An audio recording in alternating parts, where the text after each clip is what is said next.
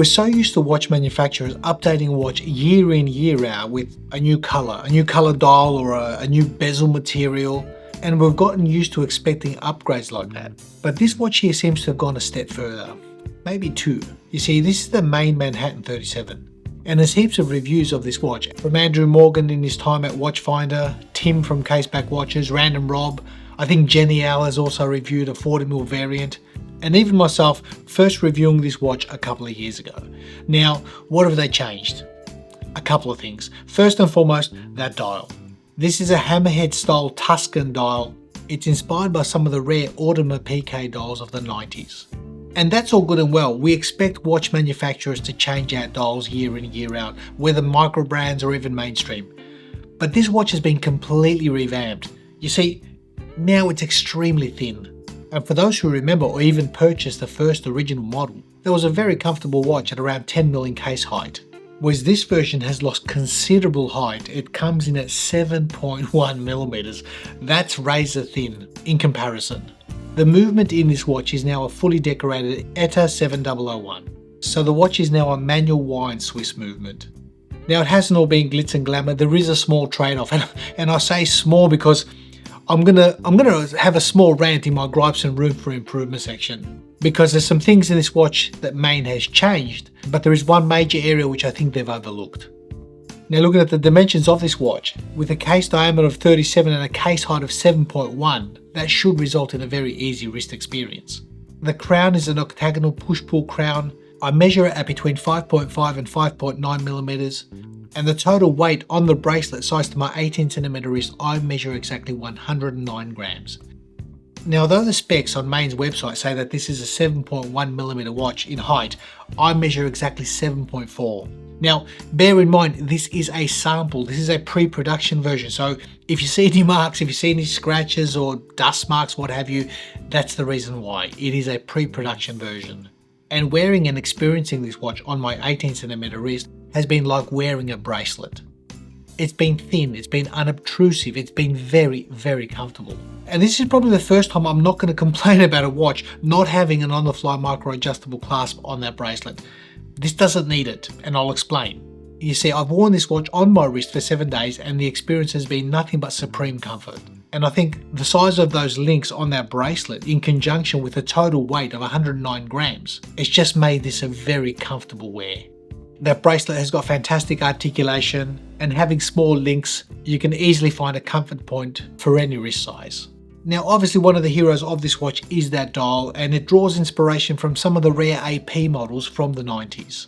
It's a hammered style Tuscan dial, and I believe Maen is going to offer this watch in several different colorways. The one I've chosen here to have a look at is called a salmon, although for me, in my eyes, it's a cross between a salmon and a peach. Depending on how the light actually hits this watch, it is rather light in its color. So hopefully some of my macro footage will convey that across to you guys. And one of the details that you've probably already picked up is that sub-dial at the 6 o'clock. Because this watch has undergone a complete engine overhaul. It now has that manual wind ETA 7001. And turning the watch over, you can see that movement through the exhibition caseback. Keep in mind that this particular version I have here is a sample or pre-production piece, so hopefully any discrepancies you see, it's because of that reason. Now, from what I'm told, Maen is also working on a rubber strap for this watch, an integrated rubber strap. Now, I'm recording this video in April because I've got to send this watch to more reviewers. So by the time this goes live, which should be June or July, they should have a rubber strap available on their website. Now let's talk about that loom. For this particular style of watch, I think it's not bad. It's not going to win any loom battles going up against any dive watches, but I think it's doing an okay job for this type of genre. And lastly, the price of this watch comes in at €1079 excluding VAT. So depending on which part of the world you live in will determine the bottom line on this watch. Now, all that said and done, what are my gripes or room for improvement of this watch? And for those who remember the review I did 2 years ago of the watch, I actually asked for about 2 or 3 things to be changed on this watch, and one of them was the water resistance. It'd be great if you could make this 100 meters, bring it up into the current lifestyle choices that we have so we can experience it and not be scared of getting this watch wet. And that's exactly what they've done. They've given this watch 100 meters of water resistance. So in that regard, well done. Now, I also asked about that caseback. The original caseback was just a bland, generic style caseback, and for me, I sort of complained and said, look, you can do better than that, and again, they have. This has a sapphire exhibition caseback, so you can easily view that ETA movement, whilst at the same time still maintaining that very thin profile. So kudos in that department. I think they've done a really good job. The next thing that I made mention of the original review was that crown. Not a big fan. It's an octagonal crown. It's got 8 sides. Quite difficult to actually operate, and not my cup of tea. I thought that crown was terrible. They haven't changed it. This crown is terrible. As far as I'm concerned, it's a watch that you're going to be using every day to wind. I was happy to overlook the original crown on the original watch because it was an automatic. This is a manual wind watch. I've had to live with this for 7 days on my wrist. I've had to get up every morning and endure. For me, it's not a pleasurable experience. It really hasn't been. It's usable and functional, but it's not pleasurable, if that makes sense. In all other areas, the watch has been a delight. I think the price at €1079 is not an inexpensive watch by any means, but the finishing, the overall execution, combined with that excellent footprint, has been something I've really enjoyed.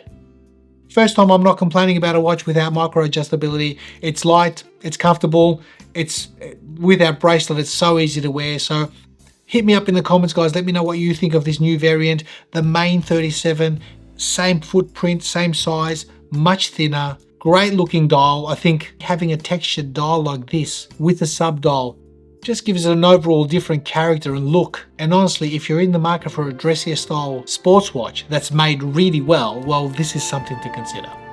So if you've made it this far, thanks again for watching, guys. Be well and safe. Continue to enjoy this hobby and all the nice watches that come through your hands, and we'll see you all in the next one.